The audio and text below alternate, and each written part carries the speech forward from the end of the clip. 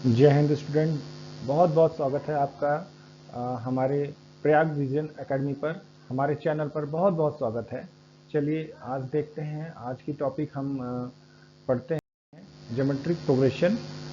और इसमें क्या क्या आज हम लोग करेंगे, इसके कॉन्सेप्ट देखेंगे, फॉर्मूला देखेंगे, एप्लीकेशंस देखेंगे और प्रीवियस ईयर क्वेश्चंस को देखते हैं कि किस टाइप के क्वेश्चन आए हुए हैं, उन्हें सॉल्व करेंगे और कुछ आपके लिए प्रैक्टिस शीट दिया जाएगा। कुछ आपके लिए कुछ क्वेश्चंस हैं, उसको आप लोग सॉल्व करिएगा।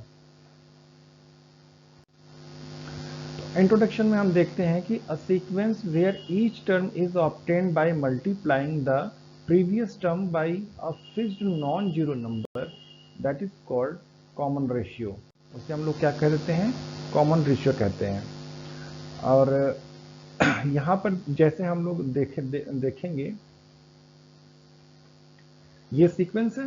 उस इस सीक्वेंस के जो फर्स्ट टर्म उसमें एक नॉन जीरो जो नंबर्स होता है उसका मल्टीप्लाई रहता है हर टर्म में, हर टर्म में। तो वो जो रेशियो होता है वो जो कॉमन रेशियो होता है उसे हम लोग क्या कह देते हैं?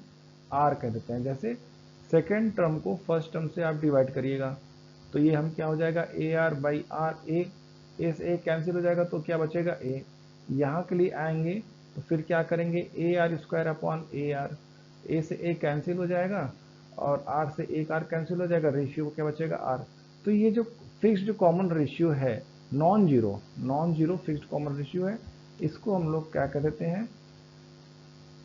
कॉमन रेशियो ही कहते हैं। इसको हम लोग डिनोट कर देते हैं आर से, क्योंकि ये कॉमन रेशियो होता है तो इस रेशियो को आर से डिनोट कर देते हैं। फर्स्ट टर्म, जैसे यहाँ पर जो फर्स्ट टर्म होता है उसको क्या कह देते हैं? ए। तो फर्स्ट टर्म को हम ए कह देते हैं, कॉमन रेशियो को आर बोलते हैं। और जो टर्म्स होता है वो आता कैसे है, यानी कि जो कॉमन रेशियो वो कैसे आता है कि जो टर्म्स है उसको n माइनस वन टर्म से डिवाइड कर देते हैं। जी, यानी कि सेकंड टर्म या थर्ड टर्म अगर करना है तो उसके अगले वाले टर्म से हम इसमें क्या करेंगे? डिवाइड कर देंगे तो हमें कॉमन रेशियो मिल जाएगा। और जो nth टर्म का जो फॉर्मूला होता है t n is equal to कितना होता है? ए इंटू आर की power N minus one. A into are की पावर एन माइनस वन, ये nth टर्म का फॉर्मूला होता है। इसे जीपी बोले या ज्योमेट्रिक प्रोग्रेशन में। आगे देखते हैं तो एक एग्जांपल देखते हैं। अगर fifth term, find the fifth term A five, हमें क्या करना है? फिफ्थ टर्म फाइंड करना है ए फाइव। तो क्या क्या क्या हमें चाहिए होगा? फॉर्मूला देखते हैं। फॉर्मूला हमारे पास क्या है? ए एन, एन टर्म का फॉर्मूला क्या है? A N is equal to A into are to the power N minus one. हमें क्या फाइंड करना है? ए फाइव फाइंड करना है। तो फर्स्ट टर्म हमारे पास क्या है? ए की वैल्यू कितनी है? टू। गिवन नहीं? Okay okay okay okay. Let a is equal to two and r is equal to three. R is equal to क्या है आपके पास? थ्री है। Then find the a five. Then find the eight. कोई question ये दिया रहेगा कि अगर आपको फिफ्थ टर्म फाइंड करना है और आपके पास जो फर्स्ट टर्म है वो ए है और जो कॉमन रेशियो है, कॉमन रेशियो की वैल्यू कितनी दे रखी है? अगर आर दे रखी है, तब आपको क्या फाइंड करना है? फिफ्थ टर्म फाइंड करना है। तो वैल्यू आप पुट करिए यहाँ पर, two into three to the power five minus one. Calculate करेंगे इसे तो टू इंटू ये थ्री की पावर कितना हो जाएगा? फोर। इसको आप सॉल्व करेंगे तो ये टू इंटू एट्टी वन और इज इक्वल टू 162। क्लियर है? तो इसे हम फाइंड कर सकते हैं। अगला देखते हैं, sum of terms in GP. Sum of terms in GP का मतलब क्या है कि जो टर्म है उसका सम क्या होगा। मतलब अगर हमें किसी nth टर्म तक या किसी टर्म तक या सिक्स टर्म या फाइव टर्म का हमें सम अगर फाइंड करना है तो उसके लिए कौन सा फॉर्मूला, क्या चीज़, क्या क्या स्ट्रेटजी यूज़ की जाती है। तो हमारे पास जो फॉर्मूला होता है वो ये होता है, S N is equal to A into are to the power N minus one upon में आर माइनस वन। ये फार्मूला हम तब यूज करते हैं जब सीक्वेंस में जो आर की वैल्यू है वो ग्रेटर देन वन होती है। आर की वैल्यू क्या होती है? ग्रेटर देन वन होती है। और ये एक फॉर्मूला और यूज करते हैं, s N is equal to A into are की पावर एन, सॉरी एक second,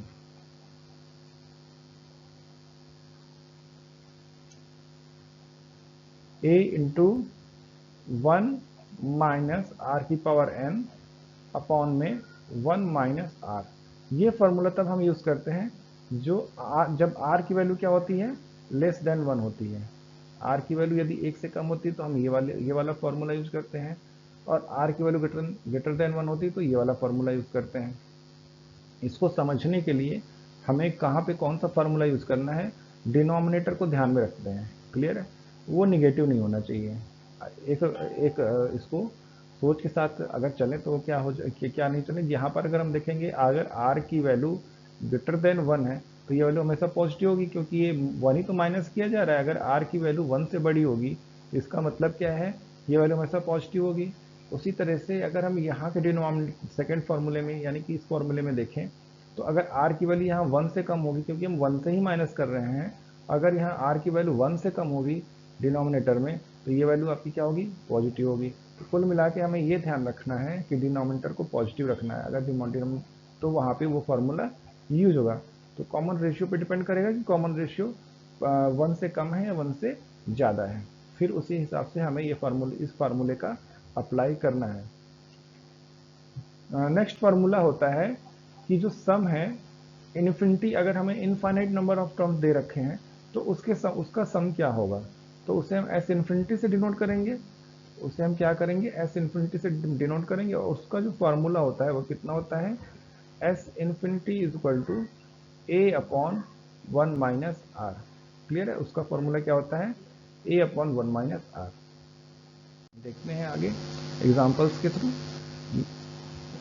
A is equal to 1, r is equal to 3/2।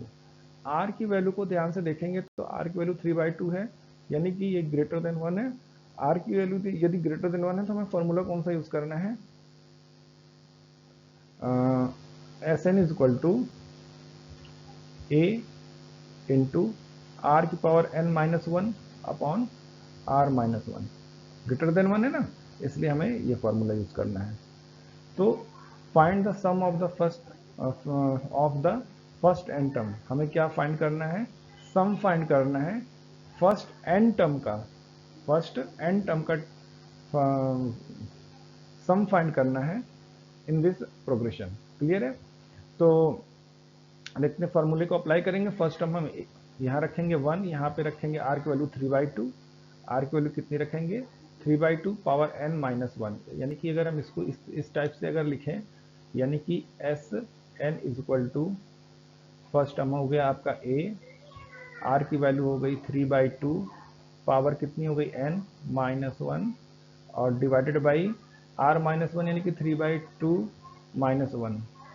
Clear है, फिर यहाँ पर हम क्या करेंगे, इसका 1 से मल्टीप्लाई करेंगे तो हमें सेम यही वैल्यू मिल जाएगी, और इसे हम जब सॉल्व करेंगे तो यहाँ पे हमें क्या मिल जाएगा, 3/2 की पावर n माइनस 1 अपॉन, यहाँ पे इसे सॉल्व करेंगे तो हमें यहाँ पे क्या मिल जाएगा, 2 अगर यहाँ पे आ जाएगा तो ये कितना हो जाएगा, 3/2 माइनस 1 है ना, तो यहाँ पे 1/2 आ जाएगा।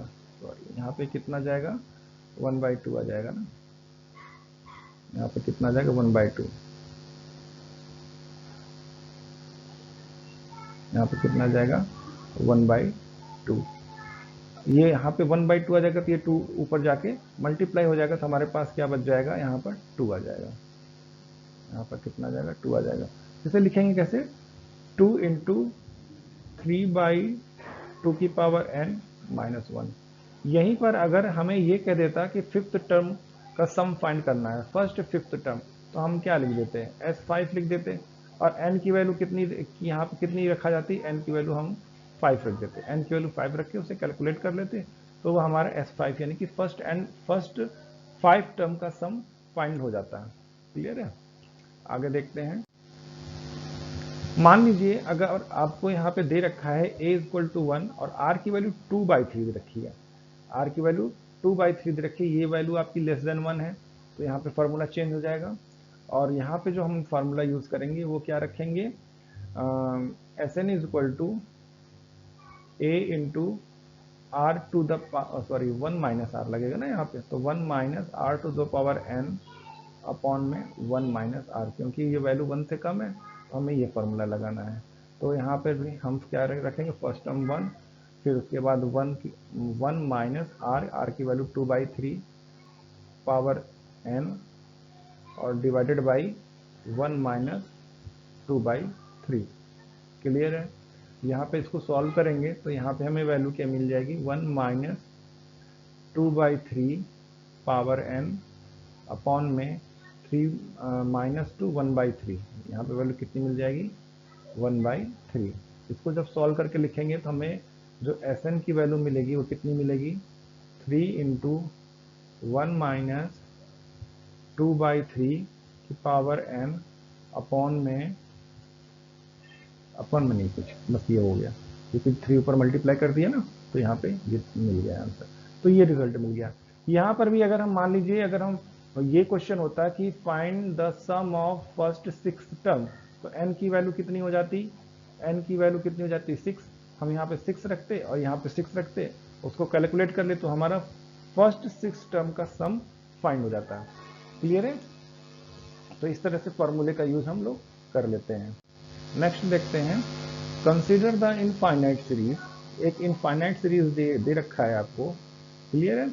1/2 plus 1/2 plus 1/8 plus 1/16 plus dot dot dot dot dot, ये एक इनफाइनाइट सम है। तो हमें क्या फाइंड करना है, हमें फाइंड करना है the first term A is 1/2, some find करना है हमें। तो यहाँ पे इनफाइनाइट वाला फॉर्मूला लगेगा। तो Sn इक्वल टू कितना हो जाता है, 1 upon a upon 1 minus r, ये फॉर्मूला लगना है। क्लियर? तो पहले हमें यहाँ पे a चाहिए और r चाहिए। हमें क्या चाहिए, a चाहिए और r चाहिए। तो a की वैल्यू कितनी है, 1/2। a की वैल्यू कितनी है, 1/2, फर्स्ट टर्म हमारा a है। r की वैल्यू अगर कॉमन डिफरेंस हम लोग निकालेंगे तो क्या कर देंगे, 1/4 को 1/2 से डिवाइड कर देंगे, तो r की वैल्यू कितनी मिल गई हमें, 1/2 मिल गई। या किसी भी 2 कॉन्जिक्यूटिव टर्म्स को आप डिवाइड करेंगे तो हमें r की वैल्यू मिल जाएगी, सेम ही मिलेगी। 1/8 को 1/4 से डिवाइड करेंगे तो भी 1/2 मिलेगी। 1/16 को अगर 1/8 से अगर डिवाइड करेंगे तो भी हमें 1/2 ही मिलेगी। तो कॉमन रेशियो में मिल गया कितना है, ये 1/2। तो अब हम क्या करेंगे, यहाँ पर वैल्यू पुट कर देंगे। वैल्यू पुट करते हमें क्या मिल जाएगा, फर्स्ट टर्म 1/2 अपॉन 1 माइनस 1/2। तो ये आपका आंसर कितना आ जाएगा, 1/2 अपॉन में 1/2 इक्वल टू 1। आंसर कितना हो गया, 1 हो गया। क्लियर है? आगे देखते हैं ज्योमेट्रिक मीन। ज्योमेट्रिक मीन क्या होता है, geometric mean between a and b, यानी कि दो नंबर यदि a और b है, उसका ज्योमेट्रिक मीन क्या होता है, उसके बीच में होता है। क्लियर है? और उसकी जो वैल्यू होती है वो अंडर रूट ए बी होती है। अगर वो दो नंबर हमें पता है a और b है, उसका ज्योमेट्रिक मीन कितना होगा, अंडर रूट ए बी। उसका ज्योमेट्रिक मीन कितना होगा, ए बी। यानी कि हम लोग अगर किसी ज्योमेट्रिक मीन का अगर फॉर्मूला लिखना चाहें तो ज्योमेट्रिक मीन इक्वल टू कितना होगा, अंडर रूट ए बी। या इसी को हम लोग जीएम का स्क्वायर भी अगर लिख सकते हैं तो ये क्या हो जाएगा, ए बी हो जाएगा। क्लियर? तो ज्योमेट्रिक मीन समझ में आ गया। अगर दो नंबर दे रखे हैं तो उसका जो ज्योमेट्रिक मीन आएगा वो कितना आ जाएगा, ए बी। जैसे अरिथमेटिक प्रोग्रेशन में जो है अरिथमेटिक मीन आया था, उसे हम लोग एम से डिनोट करते थे। ए और बी के बीच में हमें अरिथमेटिक मीन मिलेगा और वो उसकी वैल्यू कितनी होगी, a plus b by two. कितनी हो जाएगी, a plus b by two. वहाँ पे अरिथमेटिक मीन निकलता था, यहाँ पर ज्योमेट्रिक मीन निकलेगा। ज्योमेट्रिक मीन कितना होता है, under root a b. Clear है? नेक्स्ट देखते हैं कुछ examples. Find the geometric mean of 6 and 24। 6 and 24 के बीच में हमें ज्योमेट्रिक मीन निकालना है। Geometric mean between a and b is under root a b. Formula हमें पता है, अंडर रूट क्या है, ए बी है। तो हम यहाँ पे 6 और 24 रख देंगे और इसको कैलकुलेट कर लेंगे। तो 6 4 जा 24 होता है, 6 यहाँ से बाहर आ जाएगा और यहाँ से 2 बाहर आ जाएगा, तो 6 इंटू 2 कितना हो गया, 12। तो ये आपका ज्योमेट्रिक मीन कितना हो गया, 12। यानी कि हमारी जो सीक्वेंस बन गई 6 12 हो गया। चलिए कोई बात नहीं, आप समझ गए थे। तो 6 और कितना आ गया था ज्योमेट्रिक मीन, 24 का था ना, तो कितना आ गया था यहाँ पे, तो थोड़ा सॉल्व करने फिर से। तो ये कितना हो जाएगा, अंडर रूट 6 इंटू 24, इसको हमने लिख लिया 6 इंटू 4, यहाँ से हमें 6 मिल जाएगा बाहर और यहाँ से हमें 2 मिल जाएगा, यानी कि 12। कितना आ गया था, 12। तो यहाँ पे इसका ज्योमेट्रिक मीन कितना आ गया था, 12। क्लियर? ये चीज़ बतानी थी। अब प्रॉपर्टीज ऑफ ज्योमेट्रिक प्रोग्रेशन देखते हैं। तो product of term equi distance from start and and is same. जो स्टार्ट और एंड का जो प्रोडक्ट होता है वो क्या होता है, सेम होता है। एग्जाम्पल के तौर पे हम ये समझ पाएंगे कि ये कैसे होता है। जैसे अगर ज्योमेट्रिक प्रोग्रेशन ये दे रखी है 2 4 6 16 32, तो 2 और 16 का प्रोडक्ट, 4 और 16 का प्रोडक्ट ये क्या होता है, सेम होता है। 8 इंटू 8 का प्रोडक्ट सेम होगा, जो भी होगा सब सेम होगा। जैसे 32 इंटू 2 कितना हो गया 64, 16 4 जा 64, 8 इंटू 8 8 8 जा 64। क्लियर है। तो फर्स्ट और लास्ट टर्म का जो प्रोडक्ट होता है वो कितना होता है, सेम होता है। तो the product of first and last term is 64, product of second and 4 and 16 is this. Similarly the product of the third term to the third term last term is also 64. So product of term equidistance from the start and is same. Clear. In GP middle term का square is equal to product of other two term। ये किसके लिए, for 3 term के लिए ही है। जैसे अगर हम कोई 3 टर्म ले लेते हैं, यहीं से ले लेते हैं 2 4 6 2 4 8 2 4 8, तो ये जो 4 होता है वो क्या होगा, मिडिल टर्म का square is equal to product of 2 term. तो मिडिल टर्म कितना है आपका 4 है, तो इस 4 का स्क्वायर कितना होगा 16, और इसका प्रोडक्ट कितना होगा 16। तो ये इक्वल होते हैं। ये आपका एक तरह से देखें तो ये जीएम ही होता है, ज्योमेट्रिक मीन होता है ना, 1√ab के फॉर्म में लिखते हैं, इसका अंडर रूट लेंगे तो 4 ही आ जाता है। क्लियर है। और ratio of consecutive term is constant, जो आर की वैल्यू होती है वो क्या होती है, कांस्टेंट ही होती है। ये तो क्लियर है।